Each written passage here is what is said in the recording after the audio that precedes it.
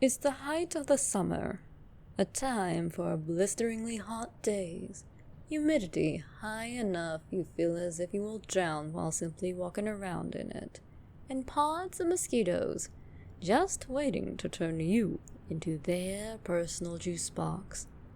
It's enough to make some wish for winter's return. So, for you cold weather lovers out there, let's have a story set in the dead of winter. So gather round and listen well to near death on a blizzard-bound highway.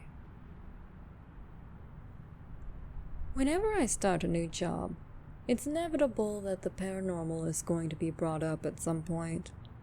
Whether it's because something creepy that happened on the site, a scary story that a coworker experienced, or just my looking into local legends, there always seems to be a creepy story awaiting me wherever I go.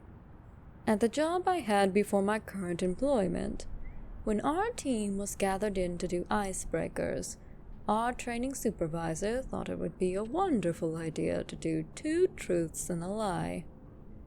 Since it was an otherwise stale office environment that wasn't very conducive for chit-chat, I decided to throw out a few leading statements, including, of course, my having a prior paranormal experience. Sure enough, my bait was taken in the form of a lady whom we'll call Jessica for the duration of this story. Unlike most of the Midwestern natives I had met by that point, Jessica had actually had several bizarre experiences and close calls with which she was eager to share. She was a lot of fun to speak with up until our training finished a few weeks later, and we had to go our separate ways. As we were talking one day, the distance we drove to work came up, as did the topic of how bad the coming winter might be. I'm originally from the mountains, where most roads are located either on a hill, next to a bluff, or one-lane, two-way dirt roads with a bunch of blind curves. This means whenever we got snow or ice, you might easily get stranded, and the only way you can travel safely seems to be a combination of a big truck, a lot of skill, and a handful of prayers. Relocating to the Midwest meant a lot of ice storms, which were rare where I came from, so of course I was worried about getting on the road with a bunch of people who might be in various stages of panic. Jessica agreed, and then told me this tale. Years before, she had to visit a hospital that was about 4 hours' drive out from her home. When it came time for her to leave, the hospital staff cautioned her that an ice storm was moving north and she would likely run into it.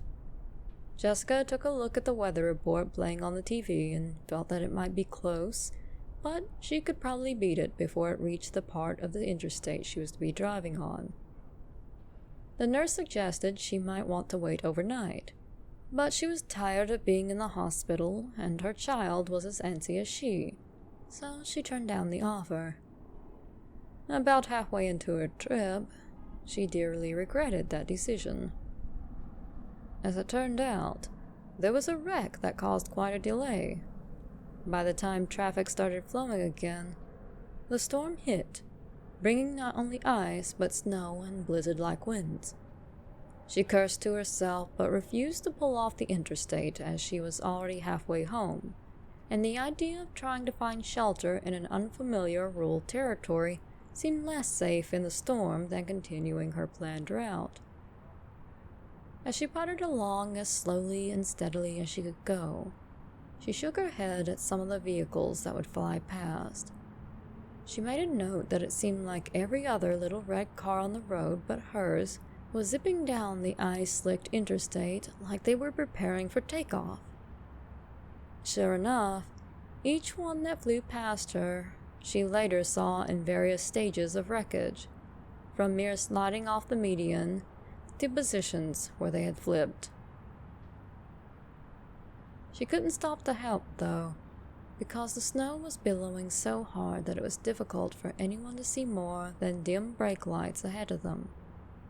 To stop for even a moment upon the shoulder might lead to a wreck. Then, the inevitable occurred. Another vehicle decided to fly down the road and started sliding toward her. I can't remember now if she had tried to maneuver out of the way or if the vehicle actually caught the end of her car, but what I do recall is that the result led her to start sliding.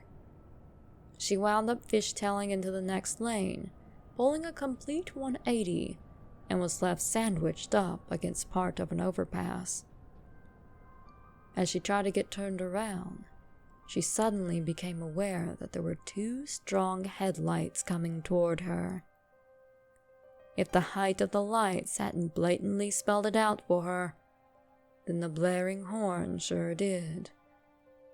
A commercial truck was headed straight for her. In that moment, she couldn't move, couldn't breathe. The lights were bearing down on her, and she knew the trucker could see her, blowing his horn for her to take notice and get out of the way. But she couldn't. There was no time. The truck was coming at them fast, and she had no way to grab her child and abandon the car in time. All she could do was accept the fact that she was about to be crushed and hope that her child, who had laid down in the back seat of the car, might survive. Then, when she knew all was lost, the lights began to shift. Like a miracle, at the last possible moment, the truck began to snake its way into the other lane.